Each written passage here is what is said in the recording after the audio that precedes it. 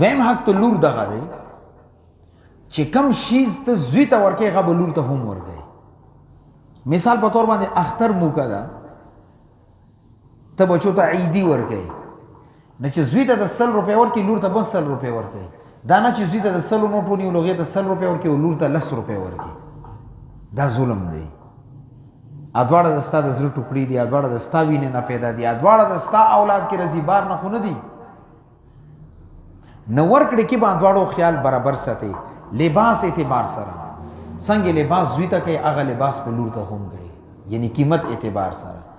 زوی ته د 3000 سوټ اخسته لور ته 3000 روپۍ سوټ واخله، بچی ته د 500 اخسته لور ته 500 والا او کته داسې کوي چې زوی ته ښه کاټن اخلي 8000 10000 والا او چې کله لور زیره شي ته 1500 یو بیرنګ او داسې بدرنګ وانته رنګ واخلي. دا ظلم دی.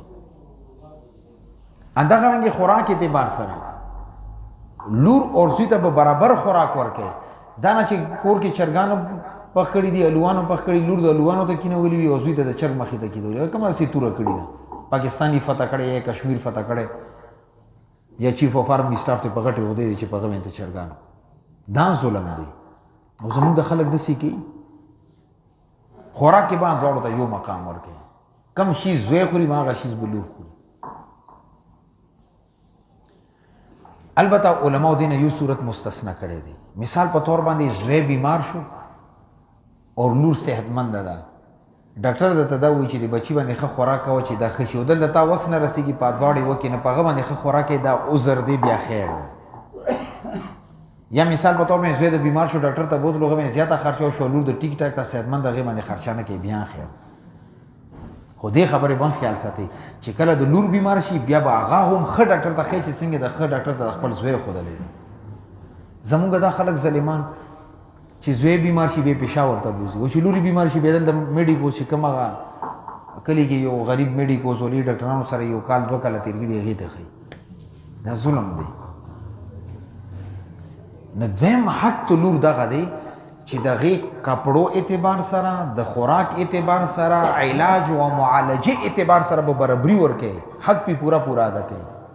همدغه رنګې تعلیم اعتبار سره مونږ د خلک داسې کوي چې کله زوی وي نو زوی ښه سکول کې داخل کړي انګلیش میډیم کې او چې کله یې لورې به وي چې د اردو یو سکول دی بس کباړي سکول دی دې کې واچو کار چلول دي.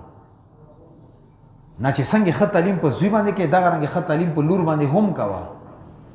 زوی د ښې مدرسه کې داخل کړی دغه رنګې لور ښه مدرسه کې داخله کړه چې ښه سبق ووایي. دا ما کوه چې صرف کور نه باري نور خپل کار دی چې څه کوي څه نه کوي. نه دا هم ظلم دی. نه تعلیم اعتبار سره به د ادواړو خیال ساتي. البته دې کې یو صورت مستثنا دی. مثال په طور باندې زوی د پېښور کې مدرسه کې سبق وي ظاهره خبره هغې خرچه به ډېره وي او لور د دلته نږدې کلي سره خوا کې مدرسه ده هلته سبق وي نو هغې د آنې جانې خرچه نشته مدرسې خوراک خرچه نشته هغې ته که نور کې نه دا ضرورت دایره کې راځي دلته خیر دی. بیا نه د ضرورت ولا فیصله به ته په خپله باندې کوي چې زما زوی میاشتې بعد کور ته راځي ته خرچه زیاته ورکوه خیر ده او لور د نږدې مدرسه کې دغه روزانه آنه جانه کې هغې د ظاهره خبرې خرچې ضرورت ډېر نه وي.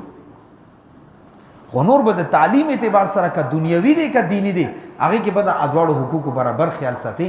ظلم زیاتی به نه کوي چې بچي باندې ښه تعلیم کوي لور د سره تعلیم توجه نه وي. نو دویم حق ته لور دغه دی چې هغې ته ورکړې اعتبار سره که هغه مال دی که کپړې دي که بیماري علاج دی هغې کې به برابري حقوق ورکوي د زوی برابر فرق په منځ کې نه کوي کنې الله په نیز باندې به مجرم وي.